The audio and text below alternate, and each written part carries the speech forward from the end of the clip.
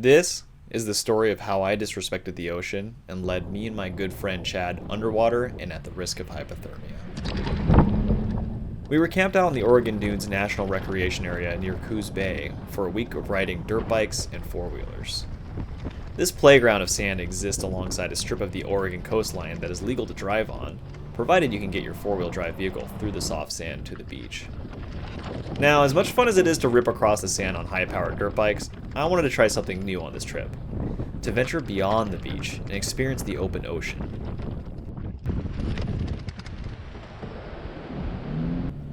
The vessel at my disposal was my Hobie Mirage Oasis tandem kayak. Such titanic faith I placed in this craft. It has outriggers, so it's basically unsinkable. Or so I thought.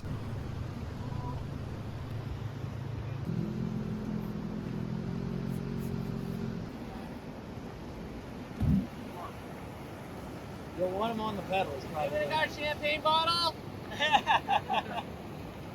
Ripping it. Right, there we go.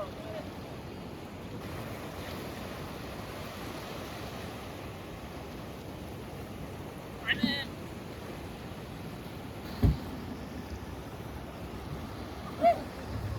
I'm glad we got out right. That's the wrong way, Jack.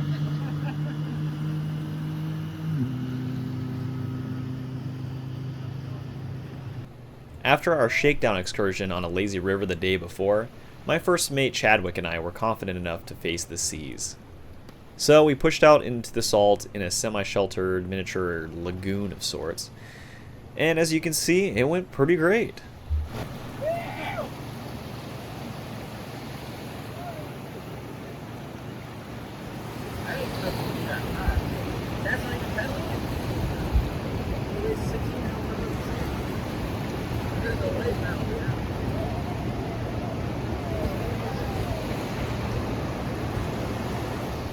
We were smashing through the waves, and the paddle power from the Mirage Drive flippers were pushing us forward surprisingly quickly.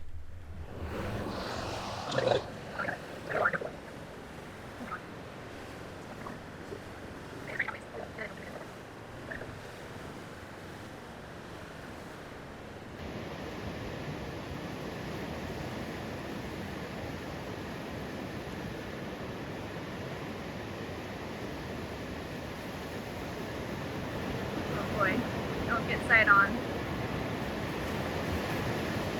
Oh, they're going surfing. I forgot. They told us they were going to do this. Oh, they're gonna surf on it?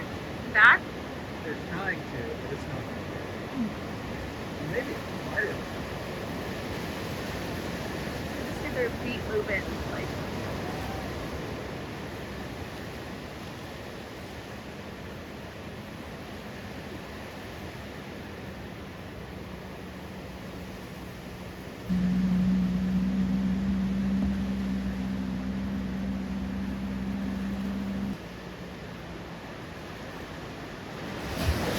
Ahoy, Mary Traveler!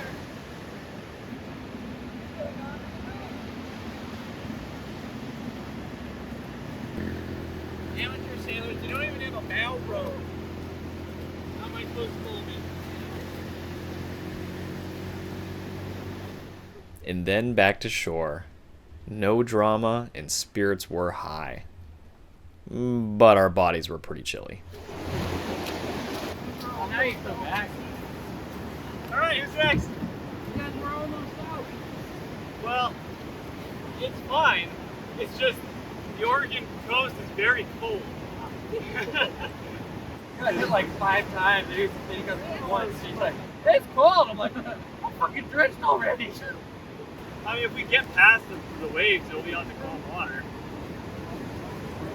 It'll warm up. It completely turns us. That rudder is a blessing and a curse. Yeah, well, I mean, When it goes underneath us, if we're not pointed the right way, it just... you're a lot lighter than that. It's better on the ocean than the other one was on the sand dune. I'm here. Actually, really impressed.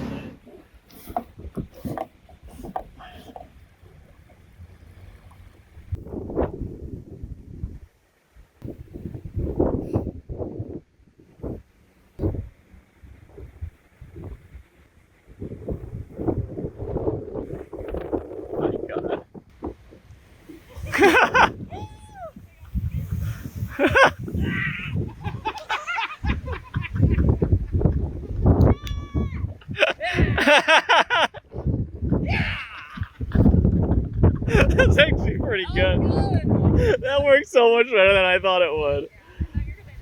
Yeah, I thought it was good. Everybody walks away. Well, that was boring. Our next mission? Venture out beyond the break. We have our butt plugs.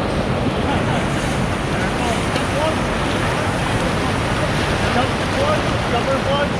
That one's Yeah. Cover plates. Cup plug? Could you turn the ocean off for a second?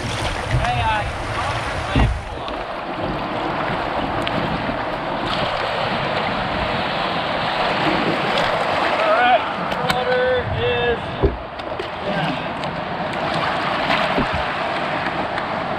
that one. Alright, now looking in place.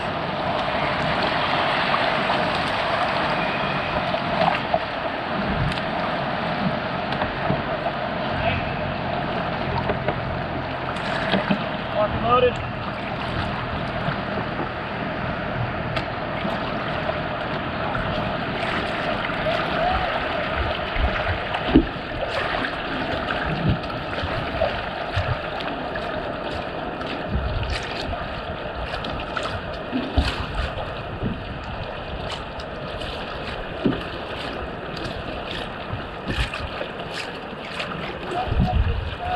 Yeah, you have to get the back in first. Kind of angle it in.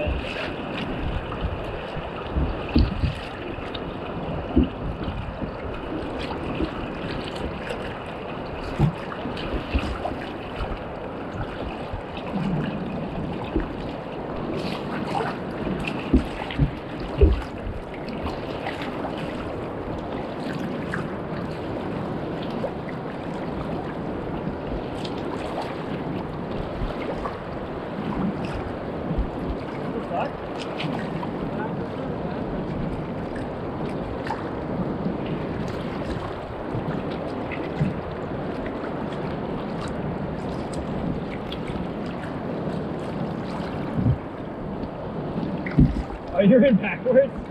That's more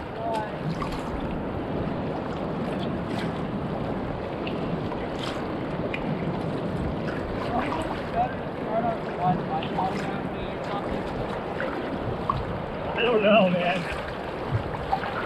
This is definitely the most extreme water you've been in, huh? No, I'd say it's even 2 for me.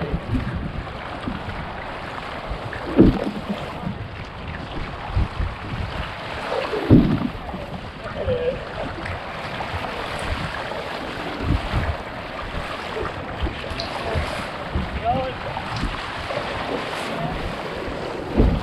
You're turning on a dime.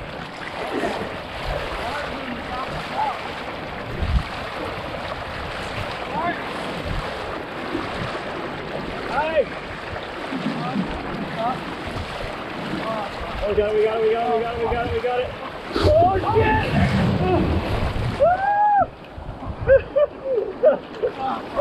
Go. Start again. Go.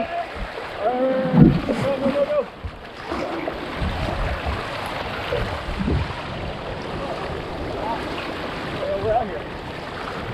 Oh, we were good.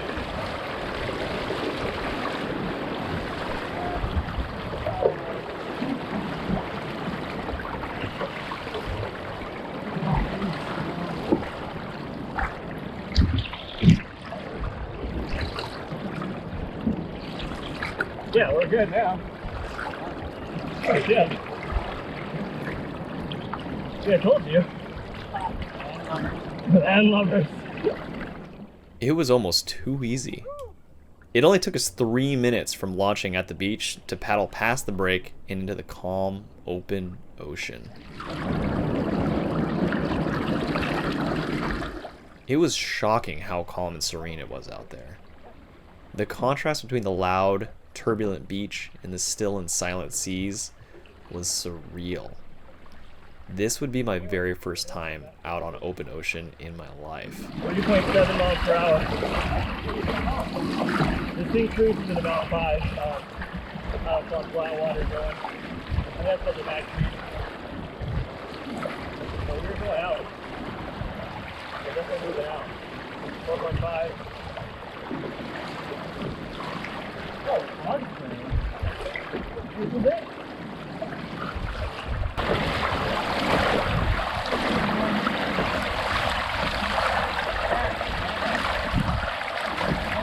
Okay.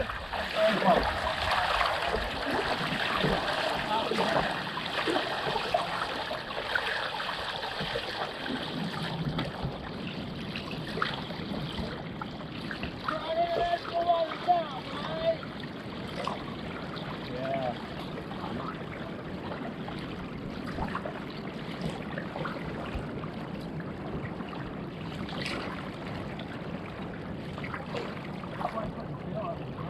There's no wind. I would love to sail. It is so calm.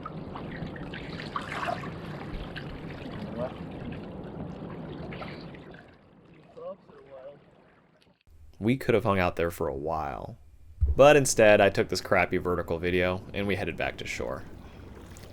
On our way back, I was feeling super stoked on the whole experience of being on a boat on the ocean for the first time, so obviously the only appropriate thing to do was to play I'm on a Boat by The Lonely Island on my phone.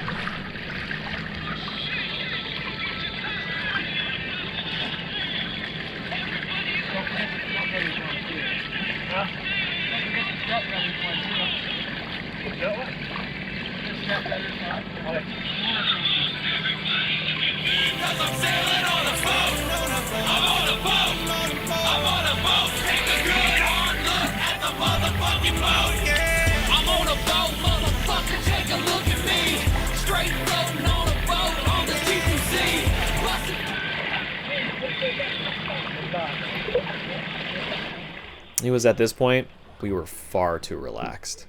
We were not paying attention to our surroundings, and our hubris got the best of us.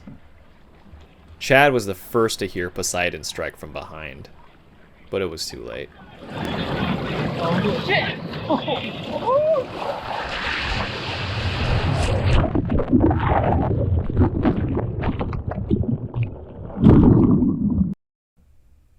And that was the end of that GoPro. The watertight seals had apparently failed, and it died then and there. As soon as I went in the water, I was immediately hit with cold shock. The water on the Oregon coast is a chilly 50 degrees, and it was enough to take the breath out of me. I took a few seconds to regain control of my breathing, and looked ahead to see Chad floating next to our capsized vessel. Now what? He later told me I had the most serious shocked facial expression at that moment, and that's when he knew we were in trouble. I now know that hypothermia will begin to set in after only 20 minutes in that water. But Mr. Wim Hof over there apparently had been doing cold dunks at home, which seemed to be paying off in this less than tropical ocean, because he seemed to be doing just fine. Our first decision was whether or not to try and flip it back over. The irony of the situation was that the little water wings that I called outriggers weren't enough to keep us from tipping in that rogue wave that wiped us out, but would make it hard to tip out now that it was upside down. So we clambered aboard to get out of the frigid water. The only saving grace at this point, beyond our life jackets, was that we had specifically planned this excursion for when the tide was coming back in. And so we sat on our upside down boat and waited for nature to bring us back ashore. We learned a very important lesson that day. The ocean is powerful and unpredictable. It deserves every bit of our respect. But otherwise, that was super fun.